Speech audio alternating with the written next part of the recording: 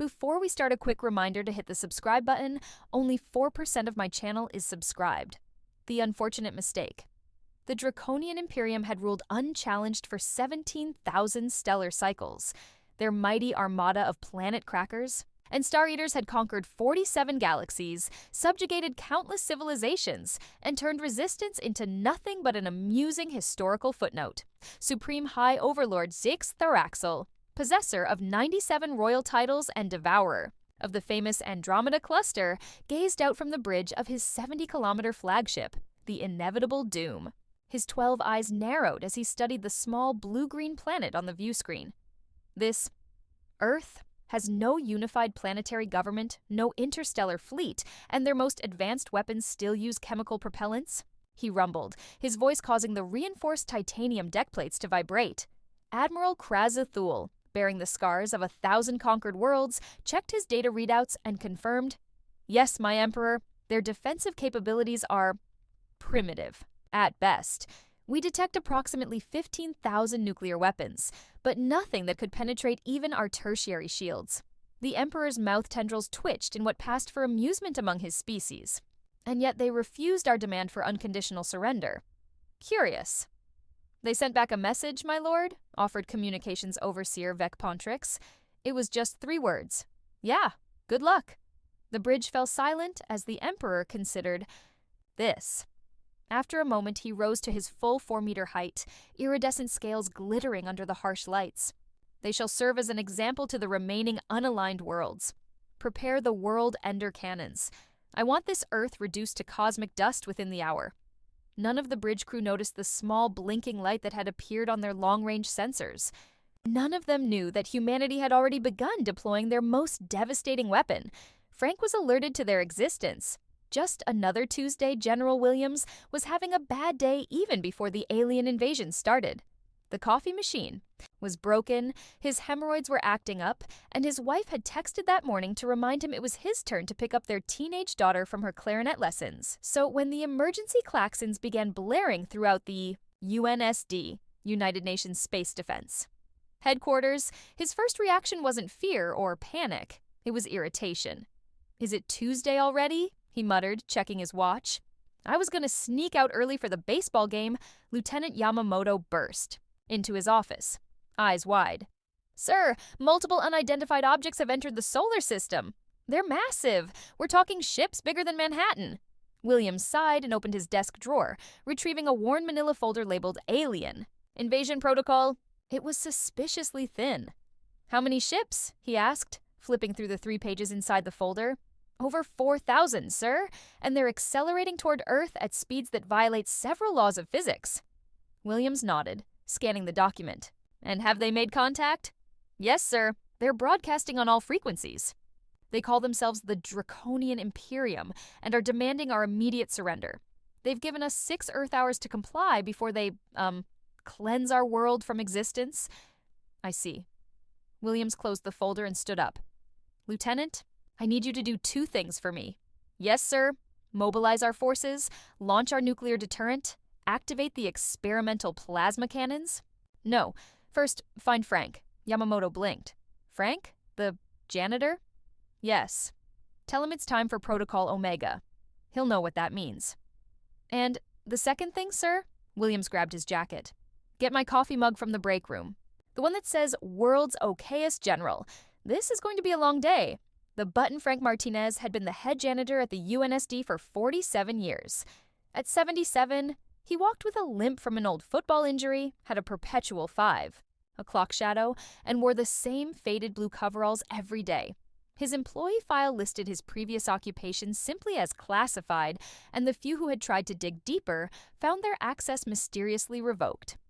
When Lieutenant Yamamoto found him, Frank was unclogging a toilet in the men's room on the 3rd floor. "Frank, thank God," Yamamoto gasped. "General Williams says it's time for Protocol Omega." Frank didn't look up from his plunger. "Tuesday, huh? Figures."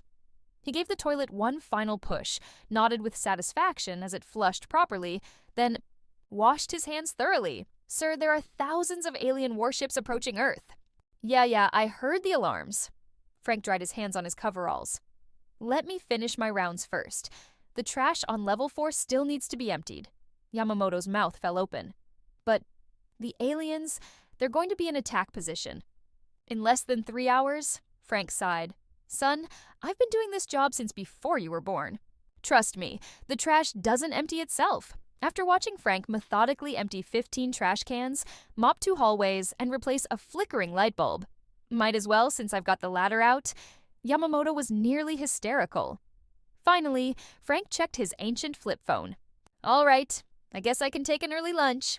He shambled toward the utility closet at the end of the hall, pulled out a ring of at least 50 keys, and unlocked it. Inside, past the mops, buckets, and industrial-sized bottles of cleaning solution, Frank pushed aside a poster of a cat hanging from a tree branch. Hang in there, baby. To reveal a small keypad, he punched in a 28-digit code from memory, placed his eye against a scanner disguised as a knot in the wood, and whispered something that sounded suspiciously like supercalifragilisticexpialidocious. The back wall of the closet slid open. Yamamoto gaped at the hidden room beyond. He'd expected high-tech weaponry, glowing control panels, perhaps a teleportation device. Instead, he saw what looked like a janitor's break room. A battered couch, a mini fridge, a microwave, and a small table. On the table sat a dented metal lunchbox covered in faded Thundercats stickers. Frank picked it up lovingly. My wife gave me this. Back in '88. She's been gone 15 years now. Years. He patted the lunchbox. Cancer, but she always made the best tuna sandwiches. Sir, Yamamoto said carefully, with all due respect, what does your lunchbox or your wife have to do with the alien invasion? Frank flipped open the lunchbox. Inside, nestled between an aging thermos and a saran-wrapped sandwich, was a single red button. This, Frank said, tapping the button gently, is humanity's last line of defense. What? What does it do? Frank shrugged. Nobody knows. Not even me. All I know is, 46 years ago, my predecessor at Roswell unfortunately passed, and I was given this button and told to press it if aliens ever invaded. I've pressed it 6 times since then. 6 times? Yamamoto squeaked. There have been 6 alien invasions? That I know of. Frank unwrapped his sandwich and took a bite. Anyway, the button works. Don't ask me how. Last time, the Relopian. Swarm ships just turned around and left. Time before that, the Xenovores actually sent us an apology gift basket. Had some weird alien fruit in it. Tasted like blueberries mixed with gasoline. So, you just press the button and the aliens go away? Frank finished chewing and pointed at Yamamoto with his sandwich. Sometimes they go away. Sometimes they, well, don't. But they're never a problem again. He glanced at his watch. Should probably do it now. My shows come on at 3. Without ceremony, Frank pressed the red button. Nothing happened. No flashing. Lights, no dramatic music, no earthquake, just a small anticlimactic click. Yamamoto waited. Is that it? Frank closed his lunchbox. Yep. Now we wait. He pulled a crossword puzzle from his pocket. You know an 8-letter word for celestial body? Starts with A? Asteroid? Thanks. First Contact Supreme High Overlord Zix Tharaxel was preparing his pre-annihilation speech when it happened. A strange tingling sensation began at the tip of his tail and rapidly spread throughout his massive reptilian form. Around him, the bridge crew began experiencing the same phenomenon. My Emperor, gasped Admiral Krazathul. Something is happening to our biosignatures. Some kind of transformation. The Emperor tried to roar in defiance, but what came out? Instead was a high-pitched squeak. His 12 eyes widened in horror as he watched his fearsome claws retract into stubby, harmless digits. His armored scales softened into something disturbingly cuddly. Throughout the vast draconian fleet, the same terrifying metamorphosis was underway. Fierce warriors known across galaxies for their brutality found themselves becoming adorable. On Earth, in the White House Situation Room, the president of the United States watched the rapidly changing alien fleet with mounting confusion. General Williams, what exactly am I looking at here? She demanded. Williams, who had arrived just minutes earlier, sipped his coffee from his world's okayest general mug. Looks like Frank pressed the button, Madam President. The janitor? With the mysterious old lunchbox? Yes, ma'am. On the giant view screen, the massive alien warships were changing. Their sharp, predatory lines were softening. Weapon ports were sealing up. The ominous red glow from their engines was shifting to a friendly blue. "Our sensors indicate the alien fleet has lost all offensive capabilities," reported the NASA liaison. "Their energy signatures are, well, there's no other way to describe it. They're turning cute." "Cute?" repeated the president flatly. "Yes, ma'am, and they're now broadcasting on all frequencies. They want to, be friends." The domestication? 2 weeks later, Frank was mopping the floor of the entrance to the UN General Assembly when the motorcade arrived. Sleek black SUVs with diplomatic flags pulled up, and security personnel created a perimeter as the doors opened. Out stepped Zixus Thraxel, former Supreme High Overlord of the Draconian Imperium, now barely a meter tall with huge, expressive eyes, stubby limbs, and soft scales that shimmered in pastel colors. Behind him waddled his former admirals and generals, similarly transformed. Humans lined the walkway, many holding signs that read, "Welcome, space friends, and we Draconians." Frank nodded politely as the alien delegation passed. Zix Thraxel paused, his enormous eyes fixed on the janitor. "You," the former tyrant squeaked in a voice that sounded like a kitten gargling helium. "You're the one, aren't you? The one who pressed the button." Frank leaned on his mop. "Just doing my job." The alien blinked slowly. "You've altered the fundamental biology of an entire species. You've transformed the most feared empire in the known universe into..." He gestured at his diminutive, adorable form. "This." "Seems like an improvement to me," Frank observed. "You were going to blow up the planet." Zix Thraxel's tiny shoulders slumped. "Do you have any idea what you've done to us? We can't help it. We now physically need human affection. We crave your approval. We've begun collecting stuffed animals and watching your Disney films. It's humiliating." "Could be worse," Frank said philosophically. "You could be dead." Inside the General Assembly, the President of the United States addressed the gathered nations. Today marks a historic moment in human history. The Draconian delegation has signed the Treaty of Friendship and Adoption. Each Draconian will be paired with a human family who will provide them with the care, affection, and occasional belly rubs they now require to survive. In the back of the room, General Williams leaned toward his aide. "Has anyone figured out what the hell that button actually does?" "No, sir. Our best scientists are calling it the cutification field. Apparently it rewrites alien DNA to make them, well, either completely non-hostile to humans or, pets. And Frank's had this thing since he was at Roswell?" "Yes, sir. The working theory is that some benevolent alien species gave it to us as protection, like giving a toddler a panic button." Williams considered this. "So somewhere out there, some advanced civilization decided the best way to protect humanity was to let us turn hostile aliens into puppies?"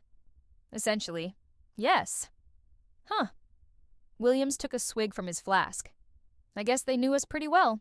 The new normal, 6 months later, the integration of the Draconians into human society was proceeding better than anyone could have expected. The former planet destroyers had become beloved companions, their natural intelligence making them easy to train, and their newfound desire to please humans making them eager students. In suburban homes across the globe, scenes played out that would have been unthinkable just a year earlier. In Tokyo, a businessman taught his assigned Draconian, formerly the commander of an elite death squad, to fetch his slippers. In Rio de Janeiro, a family took holiday photos with their 3 Draconians dressed in matching Christmas sweaters. In Mumbai, a young programmer had trained her Draconian, once the inventor of a weapon that could collapse stars, to bring her coffee while she coded. TikTok and Instagram were flooded with cute Draconian videos. Viral sensations included a former planet killer singing along to Baby Shark and the ex-emperor himself doing something called the Draconian Dance Challenge. The global economy boomed with Draconian-related products, special beds, toys, grooming supplies, and fashion lines specifically designed for their unique physiology. Former warships had been converted into floating Draconian habitats and tourist attractions. But perhaps the most significant change was in humanity itself. Global conflicts decreased dramatically as nations found themselves united in their new role as caretakers. Resources once dedicated to warfare were redirected to expansion, and with the advanced technology willingly shared by their new Draconian companions in exchange for treats and affection, humanity began reaching for the stars. Epilogue. The Mapawap universe takes notice. In the depths of space, on a hidden observation platform, 3 beings of pure energy monitored the situation on Earth. The humans have used the button again, noted the first being. The 7th time, confirmed the second, and once again, they've managed to not only survive but thrive. Should we be concerned? Asked the third. No other species has ever used the button more than twice. We gave it to them as a last resort, not as a domestication tool. The first being pulsed with what might have been amusement. That's precisely why we chose humans to protect. They're creative. On the view screen, they watched as Frank, now retired but still carrying his Thundercats lunchbox, sat on a park bench. Beside him, Zix Theraxel, wearing a tiny sweater that read, Earth's #1 former galactic tyrant, was contentedly eating an ice cream cone. The Vripane Dominion is planning to invade next solar cycle, noted the second being. Their hive consciousness believes the Draconians were simply weak and without resolve. Then they'll learn, said the first being, what every would-be conqueror eventually discovers about humans, which is, the first being's energy form flickered with what might have been a smile, that their true superpower isn't their technology, or their weapons, or even the button. Then what is it? Their ability to make pets out of predators, to turn enemies into family. It's a kind of power the rest of the universe can't understand, and that's why they keep winning. On Earth, Frank scratched Zix Theraxel behind what approximated ears. The former tyrant of 47 galaxies closed his enormous eyes in bliss and made a sound suspiciously like purring. You're not so bad, Frank told him, for an alien who wanted to blow up the planet. Zix Theraxel licked his ice cream. And you're not so bad for a species that turned the most feared empire in the universe into pets? Frank shrugged. That's humanity for you. We've been domesticating dangerous animals since wolves. You Draconians were just bigger wolves. With spaceships and death rays, added Zix Theraxel. Details, said Frank, checking his watch. My shows are coming on. Want to watch Wheel of Fortune reruns? As they walked home together, a shooting star crossed the sky, or perhaps it was another alien invasion fleet coming to learn the hard way about humanity's unique ironclad defenses. Either way, Frank and his lunchbox were ready.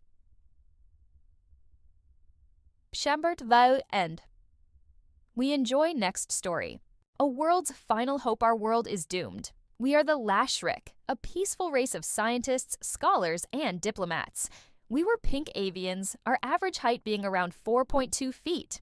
We used to be a part of the Galactic Union, a race of 586 species, all striving towards a common goal, peace and prosperity. Then they came.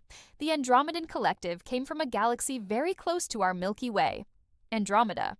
When we discovered their first ships, we were elated. We had found an entire new galaxy's worth of species. This was initially one of the best discoveries in the history of the Milky Way. Or so we thought. In reality, the Andromedans were enslavers. They were led by a race of conquerors known as the Hintons, who conquered a planet, enslaved its people, sucked the planet dry, then loaded the slaves off-world. Their attack blindsided our once peaceful galaxy. Their first victims were the Denans, a mammalian species that is similar to a crocodile. The Denans stood no chance, and the collective went about their merry ways of conquering and enslaving every species of the Union, and we were powerless.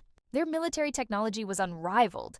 No one in our galaxy even thought of fighting each other. The Andromedans now have control over all species, except one, the Lashrik. We Lashrik were the furthest away from their assault, tucked away in the Orion Arm.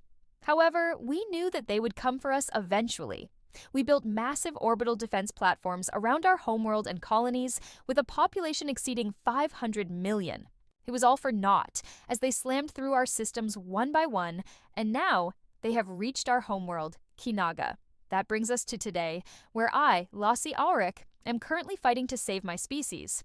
The Andromedans have already breached our defenses around the system's gas giant closest to our homeworld, and now it is a matter of time until they reach Kinaga. Captain, 200,000 Andromedan vessels have breached the defense around Tenist, a sensors officer said. Move to plug the gap now. We might be outnumbered 5-1, but we will make those monsters pay for slaughtering the galaxy. I said. Our ship managed to target lock an Andromedan ship. It tried to evade us, but it's very hard to flare a plasma beam, and we sent a laser straight through the warp core, turning the ship into a fireball. We got exceptionally lucky because the resulting explosion managed to knock out 100 Andromedan ships around it. Apparently, I was paying less attention to the battle than I should have been, because a sensors officer called out, "Captain, the Andromedans have breached our line once." Again, then a comms officer said, "Captain, High Command wants us to fall in line with the remaining ships. They want us to gun it to Kenaga. I told navigations to floor it towards Kanaga. We could not let the Lashrik cradle fall to these demons. If I am about to die, so be it. I will. Die in service of my species if it's what it takes to stop the Andromedans from turning us into slaves." The Andromedans started to notice our retreat and eagerly gave chase to their prey. 1,000 of our ships went up in flames before we managed to fall in range of the orbital defense guns. I fear this may be the end of my species. Why is the galaxy so cruel? Captain, a sensors officer shouted, snapping me out of my stupor.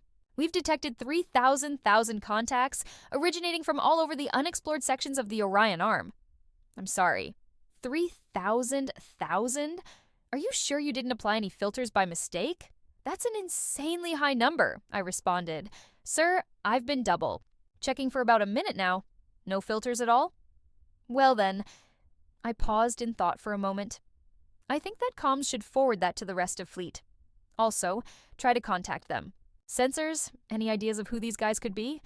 No, sir. These vessels don't match any make that we know of. They're also huge. Their smallest vessel is quadruple the size of any Andromedan dreadnoughts. Good God, what species have we stumbled upon? I mused to myself. Captain, a comms officer shouted. We're being hailed by the fleet. Should I put you on? Yes, put it on yesterday. Hurry up, I told him. On the screen before me laid a bipedal mammal with light skin and fur at the top of their head.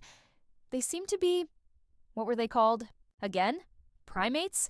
I think it was primates. They seemed to be primates with a lot less hair. Hello, this is Captain Mark Richards of the UNS Hope, commander of the 9th Exploration Fleet. Would you care to explain whatever we just walked in on? The primate said, This is Captain Lassie Arik of the LNS Kanaga. We are currently fighting a war of extinction.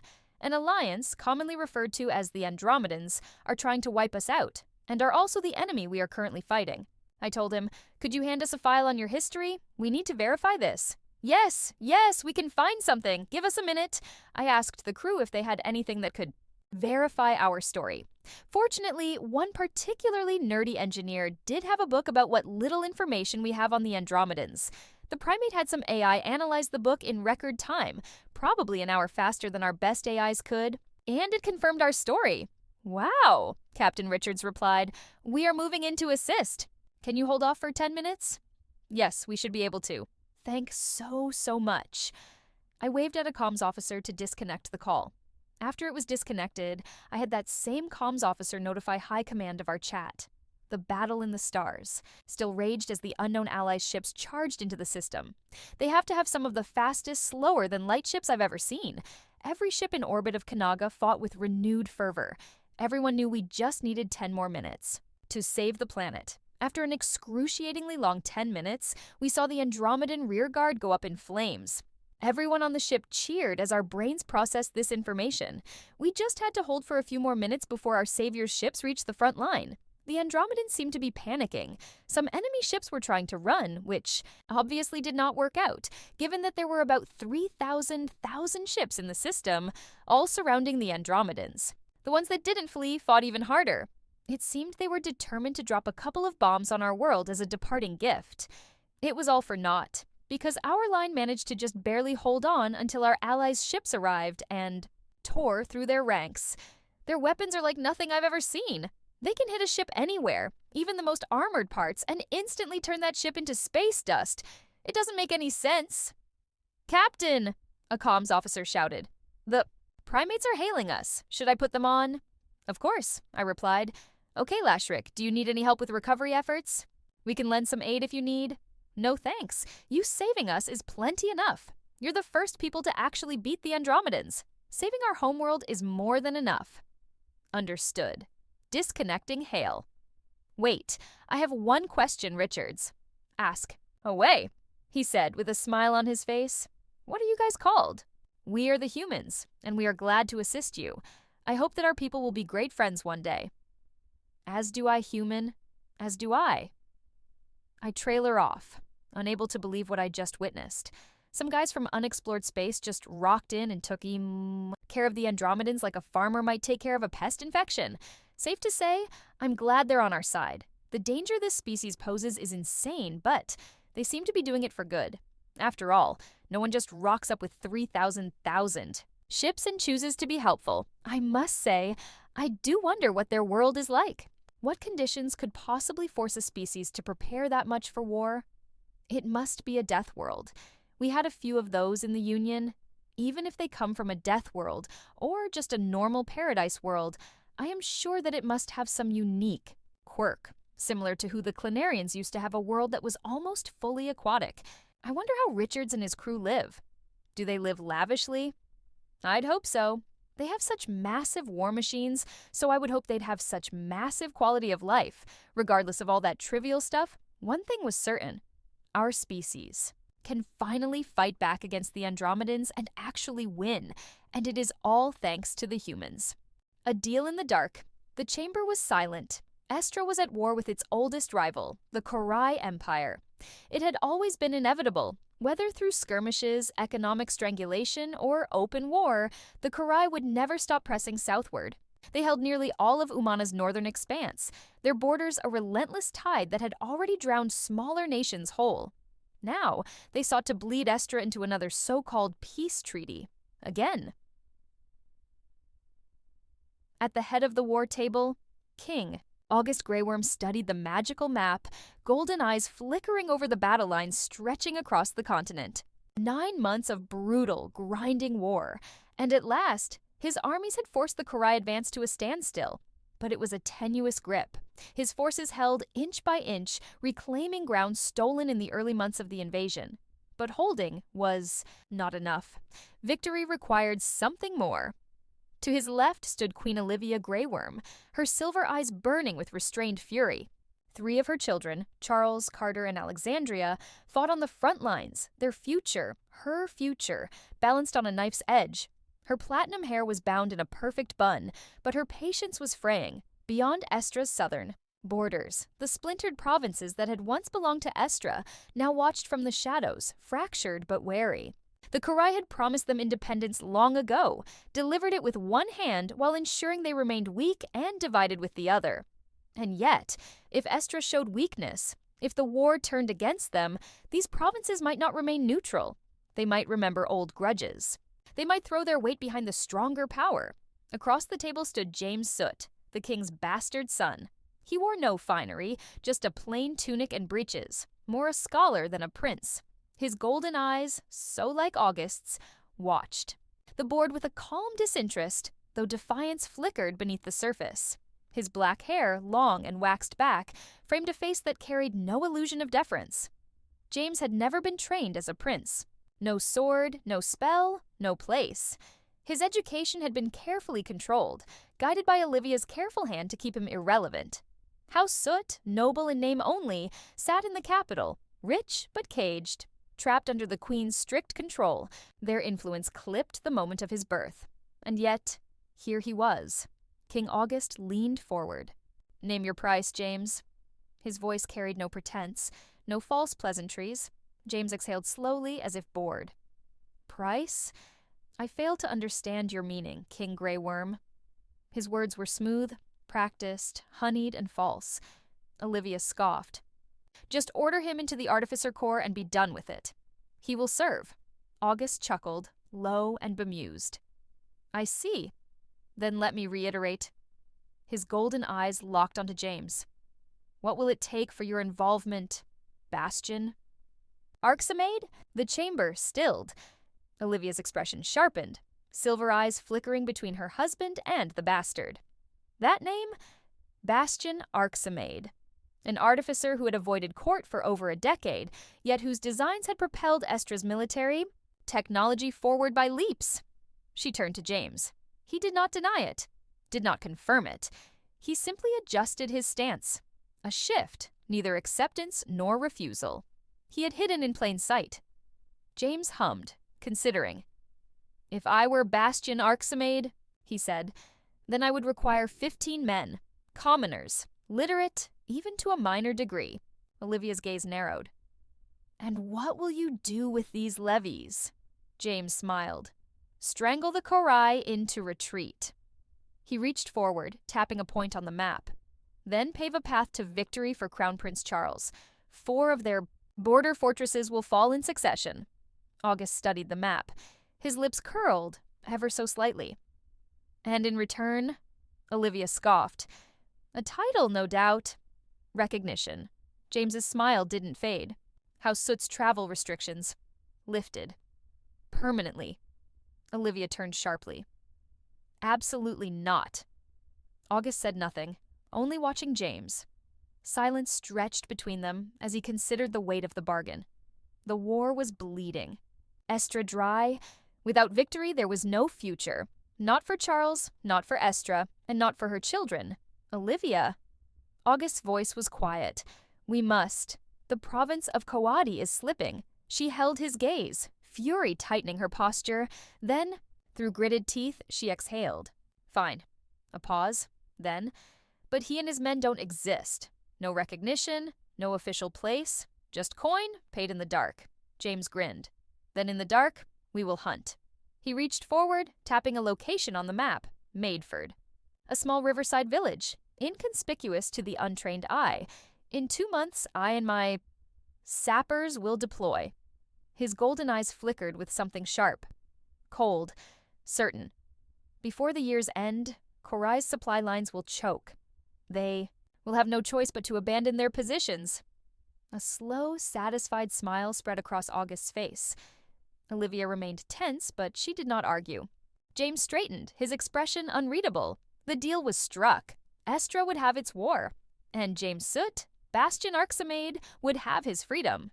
I hope you enjoy story, so it's my pleasure to some comment on this story, like and subscribe this channel. We want a moresome tale here. What the hell is a computer virus? Send the message, Bridge Commander. Right away, ma'am. We have done it. We have found another civilization. This one looks even more backwards than the others we have. Conquered. And they're so gullible, too. They gave away everything about their culture and society. They don't even have artificial sun energy generators yet, and still use fossil fuels. Truly, this will be our easiest conquest yet. Ma'am, I have the message open. What do you want to send? Oh, just send the usual. We come to take you over. Don't even try to fight us. Blah, blah, blah. We'll bombard you from orbit. Blah, blah. We have energy shields. Blah, blah. We are uplifters. You know, the usual junk. Ha ha ha. Yes, ma'am. Flight Commander, how long will it take to get there? Let's see. There seems to be a bit of a nebula problem, and considering the possibility of rogue asteroids, honestly, I'd say it will take about 3 months. That's fast. Faster than the other conquest, at least. All right, let's get ready. Ma'am, I just got a message from the humans. Do you want to read it? Oh, let's see it. I could use something funny today. Hell, they're probably surrendering right now, or it could be another one of those begging for mercy types. There's always fun with those. Huh, ma'am, I just got something weird. It seems to be a picture, but I don't know what I'm looking at. Put it up on screen. The whole crew watches as the image appears on the display. I honestly don't know what this is. Put it through the ship's AI. Already on it, ma'am. A couple of seconds pass. Huh, that's weird. It should be instantaneous. Oh, here it goes. All right, oh, gross. What is it? Spit it out. Ma'am, it seems to be human male genitalia. Ugh, it's what I would expect from a primitive species. It doesn't matter. We'll conquer them and teach them manners afterwards. All right, everybody, prepare. We will be there in a couple of months. Yes, ma'am. Month 1. How's the course looking, Navigator? Everything's looking okay, Captain. Captain, we are receiving feed from the human planet. Apparently they're fighting amongst themselves. Ha ha ha ha ha ha. They're even stupider than we. Thought? Someone bring me a nice cold beverage. I want to enjoy this. Yes, ma'am. Ha, do you even think we need to fight them? After all, they're doing the work for us. Well, we'd still need to wait and see, Captain. A species stupid enough to fight itself when an invader is coming is prone to even more idiocy. Huh, I guess we'll have to wait and see. Speaking of waiting, Where is that beverage? Ugh, sorry, ma'am. Something is wrong with the food synthesizer. It synthesized some waste product instead. What is this? Some sort of joke? Ugh, and we just had it looked at. See if you can get that fixed. Yes, ma'am. Month 2. Captain, it looks like the humans have stopped their war. It seems they've united under one flag. Well, that is surprising, but it doesn't matter. In fact, it will make it all the easier to conquer. I'm going to take a bath. I'm sorry, Captain, but it looks like there's something wrong with the water. It's shifting between hot and cold randomly, and sometimes there's waste product in the water. The technicians are already trying to repair it. Ugh, are you kidding me? First the food synthesizers, and now this. Alert me when it's working. I'm heading to my quarters. Yes, ma'am. Month 3. We've arrived at the planet. Somebody contacted the captain. I'm here. Oh, stupid doors. I thought I told the technicians to fix this already. Sorry, Captain. They were still trying to keep the food and water synthesizers operational. Whatever. What's going on with the planet? It seems, Captain, that they've managed to harness artificial sun energy and greatly improve and expand their infrastructure. They even have some artificial life forms, though I'm not detecting any planetary weapons or shields. Huh, how did they manage that? Well, no matter. Contact the humans. See if they've wised up or if we need to put them in their place. On it, Captain. Contact has gone through. Huh, that's weird. It only went to one place, and it seems to be a direct call. Should I put it on the screen, Captain? What the? Sigh. Fine, put it through. When we get back to the Empire, I swear we need to get this ship fixed. The face of a human appears on the main screen. Greetings, human. I trust your species has already received our message, so what will it be? Do you submit? Or do we have to blow up some of your infrastructure? Ah, finally you arrived. I was waiting for you idiots to come. Tell me, how were your facilities? I'm getting enraged at this human. I don't think you know your place. Weapons expert, aim for their smaller, more populated landmass. Make an example out of it. Yes, ma'am. I waited for the human face to show some sign of worry, distress, or begging. Instead, all I could see was amusement. Ma'am, something's wrong. I can't access the weapons at all. What? Try getting them back online. We don't know what the humans have up their sleeve. At that point, the human let out a deep, mocking laugh. Oh man, the fact that you didn't even notice is just hilarious. Oh man, tell me, did you get any news from home? Or better yet, try asking your computer for something. Anything. A deep. Not formed in my stomach. Ship, pull up news from the homeworld. Now. I'm sorry, Captain. I'm afraid I can't do that. What? What the hell's going on? Ship, follow my command now. Access denied. Ha ha ha ha ha ha! AI, allow them access to the news of their homeworld. Affirmative, my glorious king. On the screen, news of the homeworld appears. Anyone standing fell to their knees. The High Emperor was dead. The robotic guards held his head on a spike, and the once glorious flag, now cast into the mud and replaced with a familiar emblem. The same flag the humans bore on their world. What the hell is going on? I guess I'll explain it. Do you remember that lovely image we sent you? Well, you see, inside that image was a computer virus. What the hell is a computer virus? Man, I'm surprised that an advanced species like you don't know what a computer virus is. It's basically code forcefully injected into a device that takes control of it or sends instructions to destroy it. Now, like I was saying, that image contained a computer virus. We were attempting to probe your weaknesses, to get schematics of your ship, or at least know when you would arrive. But we got something even better. Apparently your AI absorbed that computer virus and was put under our control. From there, the manufacturing of a robotic army on your planet was effortless, allowing us to overthrow your emperor. And here on Earth, a bunch of old people tried to be the sole controllers of this new world, so we fought amongst ourselves. But while those old idiots were busy fighting, I had seized the AI and had it build a robotic army on Earth. Long story. Short. I rule the world, and yours too. Impossible. Weapons command. Try doing something. Anything. The weapons commander could only respond dejectedly. It's no use, Captain. The ship won't listen. Come now. Stop doing such idiotic things and listen to what I have to say. I slumped in my chair, defeated. What will you make of us? Oh, I'll simply dismantle your idiotic conquest mentality and nudge you towards something more creative, like stories or something. Anyways, welcome to the beginning of the Galactic Terran Empire. I hope you enjoy story, so it's my pleasure to some comment on this story. Like and subscribe this channel.